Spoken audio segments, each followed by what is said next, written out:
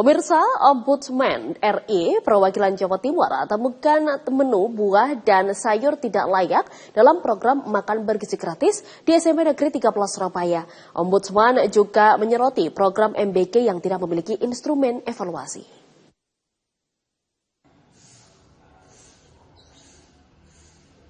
Ombudsman RI lakukan pengawasan secara langsung pelaksanaan program makan bergizi gratis atau MBG di SMP Negeri 13 Surabaya.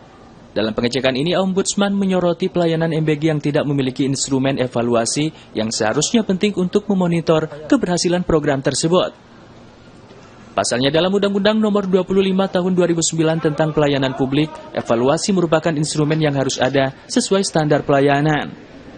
Sementara itu, Ahmad Azmi, Kepala Keasistenan Pencegahan Maladministrasi Ombudsman RI Perwakilan Jatim mengatakan perlu adanya indikator pengukur keberhasilan perbaikan gizi oleh Badan Gizi Nasional Jatim.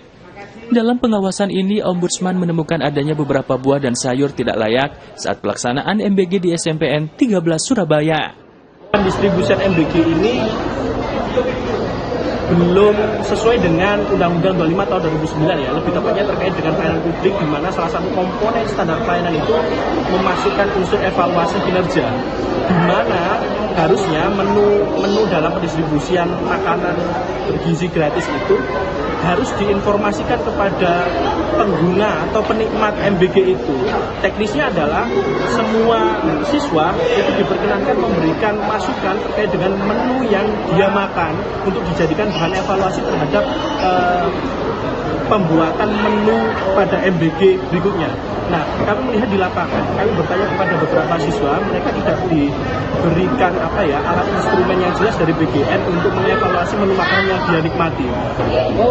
Lebih seringnya adalah siswa itu menyampaikan feedback atau umpan balik itu kepada sekolah, dan sekolah baru menyampaikan kepada BGN. Inisiatif itu baru muncul dari sekolah dan tidak difasilitasi oleh teman-teman BGN. Sehingga harusnya mekanisme MBG ini dibarengi dengan instrumen evaluasi bergizi atau tidak. MBG itu treatment, maka harus ada alat evaluasi untuk mengukur keberhasilan bagi pelaksanaan treatment tersebut.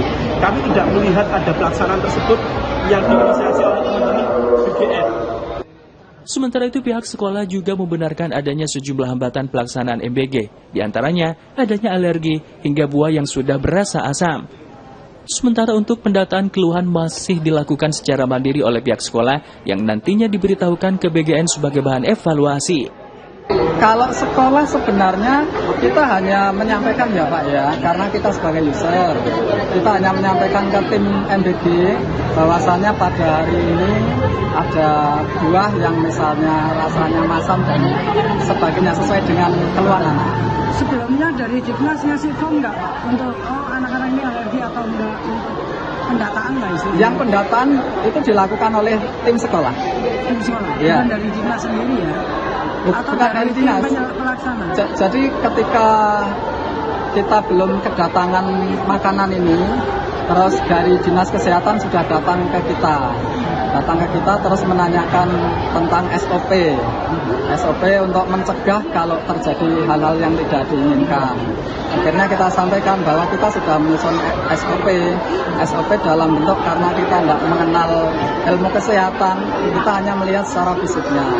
Misalnya kalau makanan itu kita curigai basi dan sebagainya, maka kita stop, kita berhentikan untuk tidak disampaikan ke anak.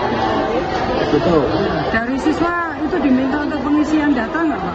Iya, mengisi anak ini alergi apa gitu aja kita kasih dari pihak sekolah ya, bukan ya dari pihak sekolah.